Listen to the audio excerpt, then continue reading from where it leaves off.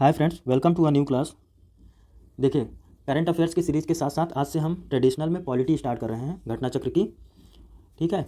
और इसके अलावा हम चाहते हैं कि दो सब्जेक्ट कम से कम पैरेलली लेके चला जाए, ताकि जो है परीक्षा में बहुत टाइम नहीं बचा है और बहुत कुछ पढ़ना है।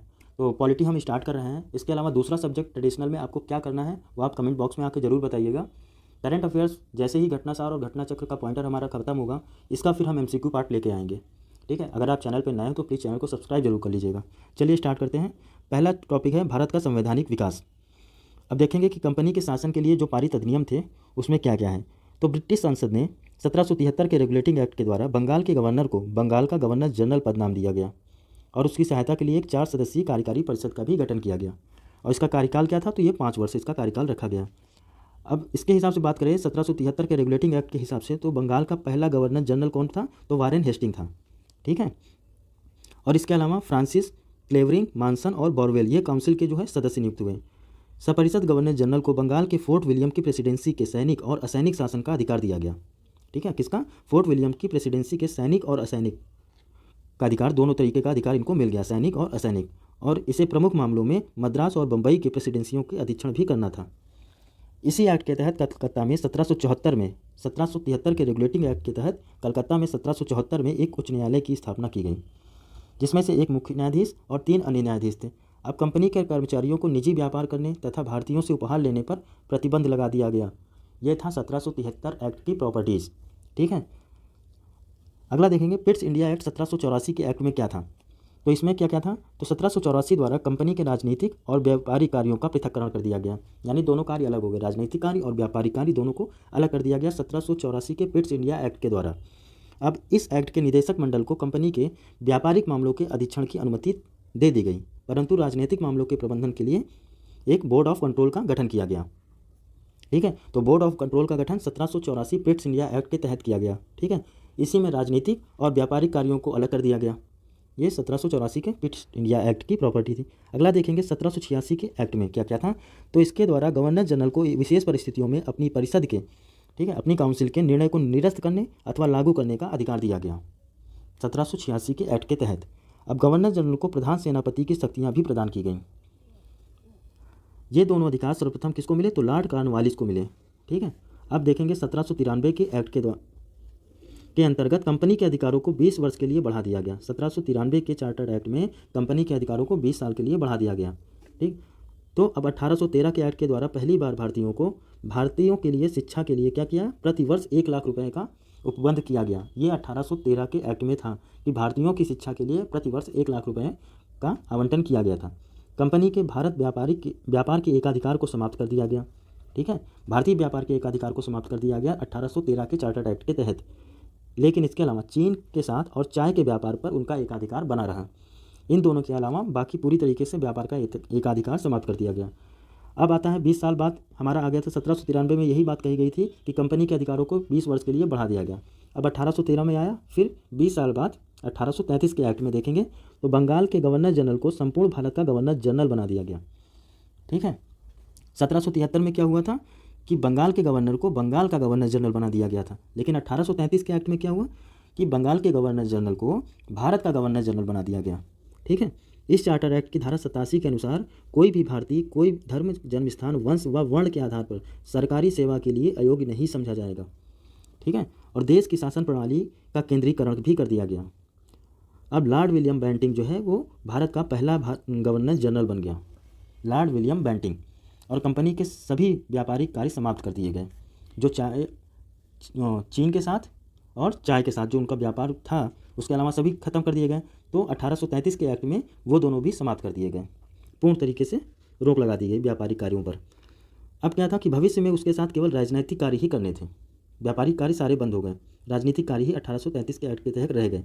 गवर्नर जनरल की परिषद में एक कानूनी सदस्य जो चौथा सदस्य था को सम्मिलित कर लिया गया। मैकाले को कानूनी सदस्य के रूप में शामिल किया गया।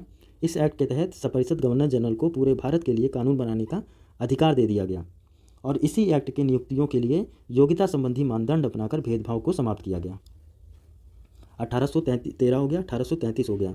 अब 33 के साथ 20 साल बाद 1853 एक्ट में क्या हो गया कि विधायी शक्तियों को कार्यपालिका शक्तियों से अलग कर दिया गया। विधायी शक्तियाँ अलग हो गई, कार्यपालिका शक्तियाँ अलग हो गई। अब विधि निर्माण के लिए क्या हुआ कि भारतीय विधान परिषद की स्थापना की गई, ठीक है, जिसको केंद्रीय विधान परिषद भी कह सकते हैं। तो विधान परिषद के विधि निर्माण के लिए एक केंद्रीय विधान परिषद की स्थापना की गई और सिविल सेवकों की भर्ती और चयन के लिए खुली प्रतियोगिता का शुभारंभ किया गया 1853 के एक्ट के द्वारा, ठीक है। अब इसका हम MCQ पार्ट देखेंगे। तो पहला प्रश्न है, निम्नलिखित में से किस अधिनियम में कलकत्ता के सर्वोच्च न्यायालय की स्थापना का प्रावधान किया गया? तो पहला ऑप्शन है regulating act 1773, Pitt's India act 1784, chartered act 1813 और चार्टर्ड एक्ट 1833। देखिए मैं डायरेक्ट आंसर बताऊंगा, ऑप्शन आप 1 सेकंड 2 सेकंड टाइम लेके वीडियो पॉज करके आप सोच सकते हैं, उसके बाद आंसर दे सकते हैं। प्रश्न एक बार फिर से पढ़ देता हूँ। निम्नलिखित में से किस अधिनियम में कलकत्ता में सर्वोच्च न्यायालय की स्थापना का प्रावधान किया गया? तो इसका आंसर हो जाएगा option number A, regulating act 1773, ठीक है। बढ़ते हैं अगले प्रश्न की तरफ। सर्वोच्च न्यायालय की स्थापना के संबंध में निम्नलिखित में से कौन से कथन सही हैं? सर्वोच्च न्यायालय की स्थापना के संबंध में कौन से कथन सही हैं, ये हमको बताना है। पहला है, कलकत्ता में सर्वोच्च न्यायालय की स्थापना 1773 के रेगुलेटिंग एक्ट के द्वारा की गई थी। दूसरा कथन है, लेमेस्टर इस न्यायालय के प्रथम मुख्य न्यायाधीश थे। इसका आंसर हो जाएगा ऑप्शन नंबर ए, केवल एक, ठीक है। तो लेमेस्टर इस न्यायालय के प्रमुख न्यायाधीश नहीं थे, लेकिन ये कथन सही है कि कलकत्ता में सर्वोच्च न्यायालय की स्थापना 1773 के रेगुलेटिंग एक्ट के द्वारा की गई थी और 1774 में की गई थी। तीसरा प्रश्न है, सूची 1 को सूची 2 से सुमेलित करना है, ठीक है। देखेंगे, नियंत्रण परिषद की स्थापना, सर्वोच्च न्यायालय की स्थापना, इंग्लिश मिशनरियों को भारत में कार्य करने की अनुमति, गवर्नर जनरल के परिषद में कानूनी नियुक्ति। आप प्रश्न देख लीजिए, विचार कर लीजिए, उसके बाद आंसर बताते हैं। सूची 2 में क्या है? नियामक अधिनियम 1773, Pitt's India act 1784, chartered act 1813 और चार्टर्ड एक्ट 1833, ठीक है। तो अगर आपको इसमें से 2 भी पता हो गया तो आप आसानी से आंसर तक पहुंच जाएंगे। अब सर्वोच्च न्यायालय की स्थापना आपको पता है 1773 के एक्ट के द्वारा हो गई, तो बी का 1 हो गया, तो आंसर आपको यहीं से मिल गया, है ना। चलिए, तो इसका आंसर हो जाएगा हमारा ऑप्शन नंबर बी। तो नियंत्रण परिषद की स्थापना हुई 1784 के तहत, सर्वोच्च न्यायालय की स्थापना 1773, इंग्लिश मिशनरियों को भारत में कार्य करने की अनुमति मिली चार्टर्ड एक्ट 1813 के तहत ही, और गवर्नर जनरल के परिषद में कानूनी सदस्य के रूप में नियुक्ति हुई तो 1833 में। अगला प्रश्न है हमारा, किस अधिनियम के द्वारा ब्रिटिश संसद ने चाय और चीन के साथ व्यापार को छोड़कर ईस्ट इंडिया कंपनी के साथ व्यापारी के एकाधिकार को समाप्त कर दिया गया? ठीक है, तो इसका आंसर हो जाएगा ऑप्शन नंबर ए, ठीक है। ऑप्शन नंबर ए इसका करेक्ट आंसर है। और चाय और चीन इन दोनों को अगर ले लिया जाए तो पूर्ण रूप से व्यापारिक एकाधिकार समाप्त हो जाता है 1833 में, ठीक है।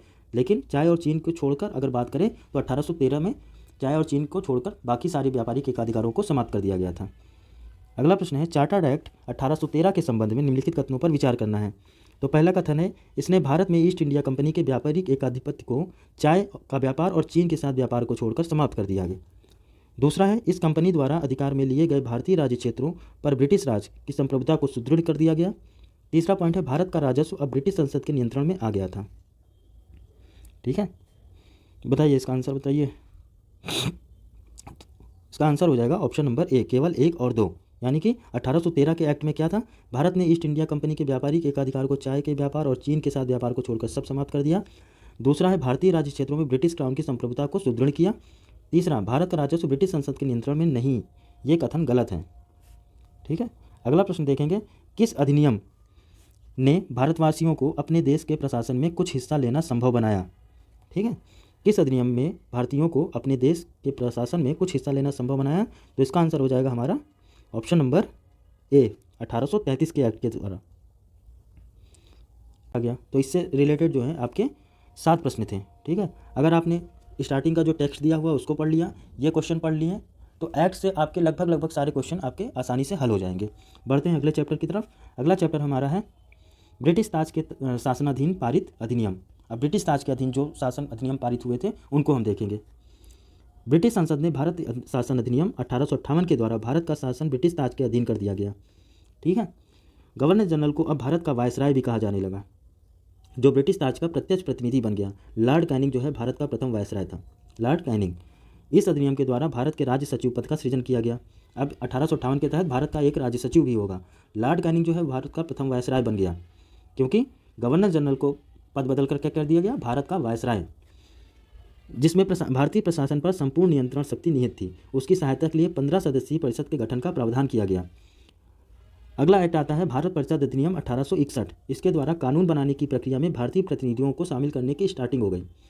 परिषद अधिनियम 1861 के तहत कानून बनाने की प्रक्रिया में भारतीयों को भी शामिल करने की शुरुआत हो गई और इस अधिनियम के द्वारा मद्रास और बम्बई प्रेसिडेंसियों को पुनः उनका विधायी शक्तियाँ देकर विकेंद्रीकरण की प्रक्रिया की शुरुआत की गई।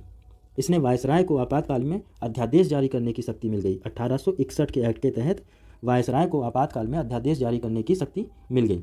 अब ये जो अधिकतम कितने दिन के लिए, तो 6 माह की अवधि तक प्रभावी हो सकता है। अगला पॉइंट है भारत परिषद अधिनियम 1892 के माध्यम से। अब आ जाते हैं भारत परिषद अधिनियम 1892 के माध्यम से केंद्रीय और प्रांतीय विधान परिषदों के अतिरिक्त गैर सरकारी सदस्यों की संख्या भी बढ़ा दी गई। अब केंद्रीय विधान परिषद में भारत सदस्यों का वार्षिक बजट पर बहस करने और सरकार से 6 दिन पूर्व नोटिस पर प्रश्न पूछने का अधिकार दे दिया गया। 61 में क्या किया गया? 61 में इन्होंने ये किया था कि भारतीयों को शामिल कर लिया, ठीक है, भारतीयों को कानून बनाने की प्रक्रिया में शामिल किया। अब 92 में उन्होंने क्या किया कि केंद्रीय विधान परिषद के भारतीय सदस्यों को वार्षिक बजट पर बहस कर सकते थे भारतीय, और सरकार को 6 दिन की पूर्व नोटिस पर प्रश्न भी पूछ सकते थे, ठीक है। लेकिन उसमें कंडीशन क्या थी कि पूरा प्रश्न पूछने तथा मतदान का अधिकार नहीं था। सीमित अर्थों में निर्वाचन पद्धति का भी इसमें प्रारंभ किया गया 1892 के एक्ट के तहत। अगला एक्ट आ जाता है भारत परिषद अधिनियम 1909, मार्ले मिंटो सुधार जिसको कहते हैं, ठीक है। इस अधिनियम के द्वारा भारतीयों को विधि निर्माण तथा प्रशासन दोनों में प्रतिनिधित्व प्रदान किया गया। इसके तहत वायसराय की कार्यकारी परिषद में भारतीयों को पहली बार शामिल किया गया, और पहले कौन थे भारतीय? सत्येंद्र प्रसाद सिन्हा, ठीक है। इस अधिनियम ने केंद्रीय तथा प्रांतीय विधानीय शक्तियों को बढ़ा दिया गया। अगला है पॉइंट, परिषद के सदस्यों को बजट और लोकहित के विषयों पर विवेचना करने, प्रस्ताव लाने और प्रश्न पूछने के साथ पूरक प्रश्न का अधिकार भी दे दिया गया, जो हमारा 1892 के एक्ट में नहीं था। वहाँ पर आप पूरक प्रश्न नहीं पूछ सकते थे, लेकिन जब 1909 का एक्ट आया तो उसके उन सारी कंडीशन के बाद जो पूरक प्रश्न पूछने का अधिकार था वो भी प्रदान कर दिया गया 1909 के एक्ट में, मार्ले मिंटो सुधार में। अब इसमें और एक बात थी कि इसमें पृथक निर्वाचक के आधार पर मुस्लिमों के लिए सांप्रदायिक प्रतिनिधित्व का प्रावधान भी किया गया। ये मोस्ट इंपॉर्टेंट पॉइंट है जो हमेशा परीक्षा में पूछा जाता है। अब आ जाते हैं अगले एक्ट पर, भारत शासन अधिनियम 1919। आप रिलेट करते हुए चलेंगे तो सारे एक्ट बड़े आसानी से आपको तैयार हो जाएंगे, ठीक है। जिसको क्या कहते हैं? 1909 को कहते हैं मार्ले मिंटो सुधार, और 1919 के अधिनियम को कहते हैं मॉन्टेग्यू चेम्सफोर्ड सुधार, इस नाम से जाना जाता है। इस अधिनियम के द्वारा पहली बार प्रत्यक्ष चुनाव प्रणाली अपनाई गई। सांप्रदायिक आधार पर निर्वाचन प्रणाली का विस्तार कर दिया गया। वहाँ पर 1909 में सिर्फ मुस्लिमों को सांप्रदायिक निर्वाचन प्रणाली का अधिकार दिया गया, लेकिन 1919 में सिखों को, भारतीय ईसाइयों को और आंग्ल भारतीयों को तथा यूरोप के लिए भी लागू कर दिया गया, यूरोपियों के लिए, ठीक है। तो 1919 में सिख, भारतीय ईसाई, आंग्ल भारतीय और यूरोपीय इतने लोगों को और शामिल कर दिया गया, जबकि 1909 की बात करें तो सिर्फ मुस्लिमों के लिए ये था। इस अधिनियम द्वारा पहली बार केंद्र में द्विसदनीय व्यवस्था स्थापित की गई, ठीक। इस अधिनियम के द्वारा सभी विषयों को केंद्र और प्रांतों के बीच बांट दिया गया। द्विसदनीय केंद्रीय विधानमंडल समस्त ब्रिटिश भारत के लिए कानून बना सकती थी। इस अधिनियम के तहत प्रांतों में द्वैत शासन लागू कर दिया गया। प्रांतीय विषयों को 2 भागों में, कौन कौन से? आरक्षित और हस्तांतरित, इन 2 विषयों में बांट दिया गया। और इस अधिनियम ने पहली बार उत्तरदायी शासन शब्द का भी प्रयोग किया गया, ठीक, उत्तरदायी शासन। इसके अंतर्गत एक आयोग का गठन किया जाना था, जिसका कार्य क्या होगा कि 10 वर्ष बाद इस अधिनियम की समीक्षा करने के बाद अपनी रिपोर्ट प्रस्तुत करेगा। भारत शासन अधिनियम 1935, इसमें अगर बात करें तो भारत में संघात्मक सरकार की स्थापना की गई। इस अधिनियम के द्वारा प्रांतों में द्वैत शासन समाप्त करके केंद्र में द्वैत शासन प्रणाली लागू की गई। 1919 में क्या था कि जो है प्रांतों में द्वैत शासन प्रणाली लागू की गई। 1935 में क्या गया? प्रांतों में द्वैत शासन समाप्त कर दिया गया, केंद्र में द्वैत शासन आ गया। भारत में मुद्रा एवं साख पर नियंत्रण के लिए भारतीय रिजर्व बैंक की स्थापना की गई 1935 के एक्ट के तहत। सांप्रदायिक निर्वाचन प्रणाली का विस्तार करते हुए दलित जातियों, महिलाओं और श्रमिकों को भी इसमें शामिल कर लिया गया, ठीक है। 1909 में मुस्लिमों को, 1919 में ईसाइयों को, और ईसाइयों को, यूरोपियों को, ठीक है, 4 लोग थे ना। फिर से देख लेते हैं एक बार, भारतीय ईसाइयों को, आंग्ल भारतीयों को, सिखों को और यूरोपियों को शामिल किया गया। और जब 1935 का एक्ट आया तो उसमें और ऐड हो गया दलित जातियाँ, महिलाएं और श्रमिक वर्ग, इनको भी शामिल कर लिया गया। इस अधिनियम के तहत 1937 में संघीय न्यायालय की स्थापना की गई। इस अधिनियम के द्वारा बर्मा को ब्रिटिश भारत से अलग कर दिया गया तथा 2 नए प्रांत सिंध और उड़ीसा का निर्माण हुआ। इसके तहत कुछ प्रांतों में द्विसदनात्मक व्यवस्था की गई। अब आ जाता है भारत स्वतंत्रता अधिनियम 1947, जो 15 अगस्त 1947 को भारत को स्वतंत्र और संप्रभु राष्ट्र घोषित किया गया। इसने वायसराय का पद समाप्त करके दोनों डोमिनियन राज्यों में गवर्नर जनरल का पद सृजित किया। इसके अंतर्गत ब्रिटिश शाही उपाधि से भारत का सम्राट शब्द समाप्त कर दिया गया। ठीक है, अब इसके हम क्वेश्चन सॉल्व करेंगे। पहला प्रश्न है, निम्नलिखित में से किस अधिनियम के अंतर्गत भारतीय विधान परिषद को बजट पर बहस करने की शक्ति प्राप्त हुई? ठीक है, किस अधिनियम के तहत भारतीय विधान परिषद को बजट पर बहस करने की शक्ति मिली? तो ये था भारत शासन अधिनियम 1892, भारत परिषद अधिनियम 1892। ठीक है, अगला प्रश्न है, ब्रिटिश भारत में सांप्रदायिक प्रतिनिधित्व की व्यवस्था निम्नलिखित में से किस अधिनियम के द्वारा लाई गई? सांप्रदायिक प्रतिनिधित्व की व्यवस्था कब लाई गई? तो सबसे पहली बार लाई गई 1909 में, मार्ले मिंटो सुधार में, जब मुस्लिमों को दिया गया ये अधिकार। ठीक है, तीसरे प्रश्न पे चलते हैं, निम्नलिखित में से किस अधिनियम ने केंद्र में द्वैध शासन प्रणाली को स्थापित किया गया? केंद्र में। ठीक है, तो ये था भारत शासन अधिनियम 1935 में। अगला प्रश्न हमारा है, निम्नलिखित में से किस एक अधिनियम के द्वारा भारत में संघीय न्यायालय की स्थापना की गई? तो ये संघीय न्यायालय की स्थापना कब की गई? तो ये की गई थी 1935 में। ठीक है, तो उपरोक्त में से कोई नहीं, ये इसका आंसर हो जाएगा। अगला प्रश्न है, भारत का संघीय न्यायालय निम्नलिखित में से किस वर्ष में स्थापित किया गया? ठीक है, घोषणा तो की गई थी 1935 के एक्ट के तहत, है ना, लेकिन स्थापित कब किया गया? तो ये किया गया था 1937 में, 1937 में। अगला प्रश्न है, केंद्र में द्वैध शासन किस अधिनियम के अंतर्गत स्थापित किया गया? केंद्र में द्वैध शासन, तो इसका आंसर हो जाएगा ऑप्शन नंबर सी, 1935 के एक्ट के तहत।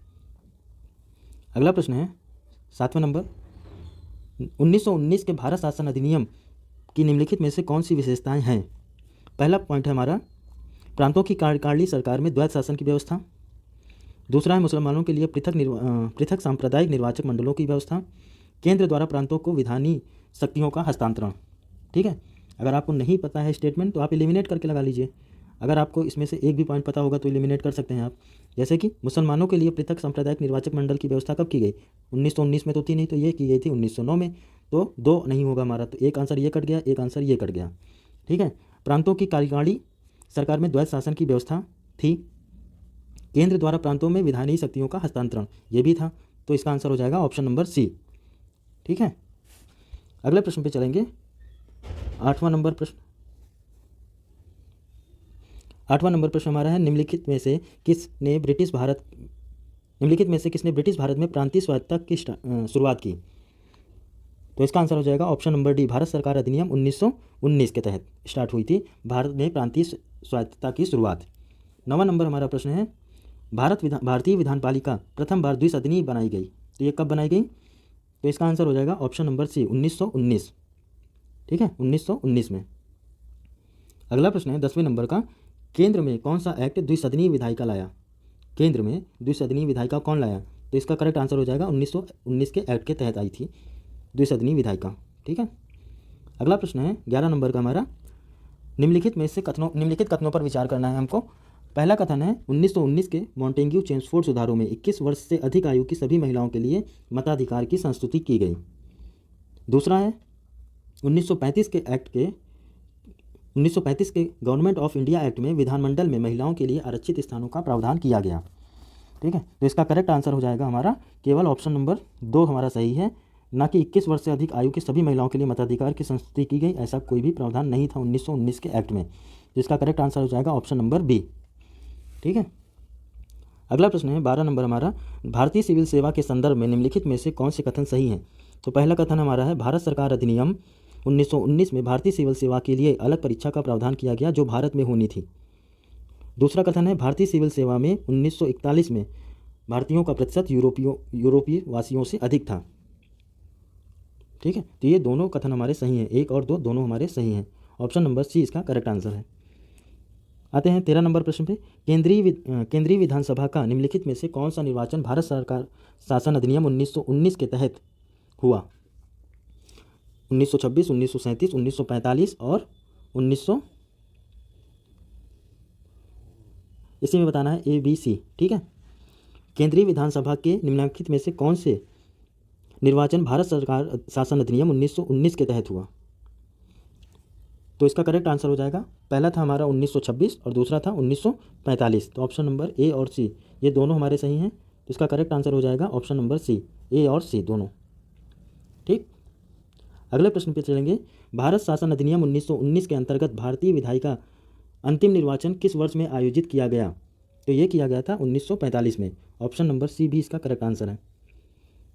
15वां प्रश्न है, अध्यादेश निर्गत करने की शक्ति कहाँ से ली गई है या कहाँ से प्रेरित है?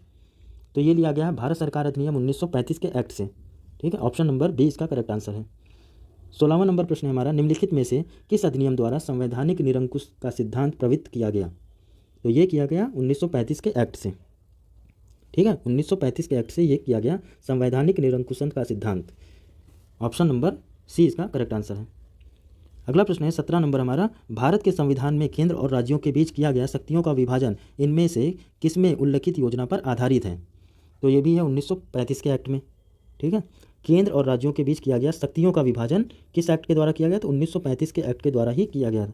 ऑप्शन नंबर सी इसका करेक्ट आंसर है। 18 नंबर प्रश्न है, निम्नलिखित में से एक भारत सरकार अधिनियम 1935 की मुख्य विशेषताओं में से नहीं है? तो पहला है, इस अधिनियम में अखिल भारतीय महासंघ का प्रावधान था। दूसरा है, अवशिष्ट विषय प्रांतीय विधायिकाओं को आवंटित किए गए थे। तीसरा है, यह प्रांतीय स्वायत्तता का सूत्रपात का संकेत था। इसने प्रांतीय स्तर पर द्वैध शासन प्रणाली को समाप्त कर केंद्र में लागू कर दिया गया। ठीक है, तो अखिल भारतीय महासंघ का प्रावधान सही है, प्रांतीय स्वायत्तता का सूत्रपात का संकेत था, ये भी सही है, प्रांतीय स्तर पर द्वैध शासन प्रणाली हटाकर केंद्र में लागू कर दी गई, तो ये भी सही है। बताना क्या है, निम्नलिखित में से नहीं थी विशेषता, तो ऑप्शन नंबर बी इसका करेक्ट आंसर हो जाएगा कि बी, अवशिष्ट विषय प्रांतीय विधायिकाओं में आवंटित नहीं किए गए थे। ठीक है, अगला प्रश्न है, एक संघीय व्यवस्था और केंद्र में द्वैध शासन भारत में लागू किया गया? तो ये किया गया 1935 के एक्ट के द्वारा। 20वां नंबर प्रश्न हमारा है, अखिल भारतीय महासंघ स्थापित करने का प्रावधान शामिल किया गया? तो किसमें?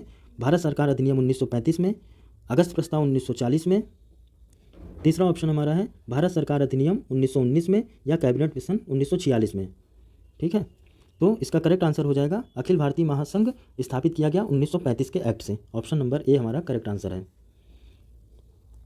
अगला प्रश्न देखेंगे, 21वां नंबर प्रश्न हमारा है, निम्नलिखित में से किस एक अधिनियम ने भारत में संघीय शासन की व्यवस्था दी थी? तो ये दी थी 1935 के एक्ट से ही दी थी भारत में संघीय शासन की व्यवस्था। ऑप्शन नंबर सी इसका करेक्ट आंसर है। 22 नंबर क्वेश्चन है, 1935 के एक्ट द्वारा स्थापित संघ में अवशिष्ट शक्तियाँ या अवशेष शक्तियाँ किसको दी गई थी? तो ये किसको मिली थी? गवर्नर जनरल को। ऑप्शन नंबर सी इसका करेक्ट आंसर है। 23वां नंबर प्रश्न हमारा है, निम्नलिखित में से कौन सा एक भारत शासन अधिनियम 1935 में स्वीकार किया गया और महत्वपूर्ण और स्थायी अवयव नहीं है? ऑप्शन है, देश के लिए लिखित संविधान, विधानमंडल के लिए निर्वाचित और जवाबदेह प्रतिनिधि, एक संघ की योजना पर विचार, विधानमंडल के लिए सरकारी सदस्यों का समन्वित किया जाना, समावाचित यानी नॉमिनेट। तो देश के लिए लिखित संविधान जैसी कोई बात नहीं कही गई 1935 के एक्ट में, तो ऑप्शन नंबर ए हमारा करेक्ट आंसर हो जाएगा इसका। ठीक है, 24 नंबर प्रश्न हमारा है, 1935 का गवर्नमेंट ऑफ इंडिया एक्ट क्यों महत्वपूर्ण है? यह भारतीय संविधान का प्रमुख स्रोत है, इसके द्वारा भारत को स्वतंत्रता मिली, इसमें भारत विभाजित उल्लिखित है, इसके द्वारा रियासतें समाप्त हुई। तो इसका करेक्ट आंसर हो जाएगा कि यह भारतीय संविधान का एक प्रमुख स्रोत है। ठीक है, ऑप्शन नंबर ए इसका करेक्ट आंसर है। अगला प्रश्न है, निम्नलिखित अधिनियमों में से किस अधिनियम के फलस्वरूप बर्मा भारत से अलग हुआ? तो गवर्नमेंट ऑफ इंडिया एक्ट 1935 के अंतर्गत। ठीक है,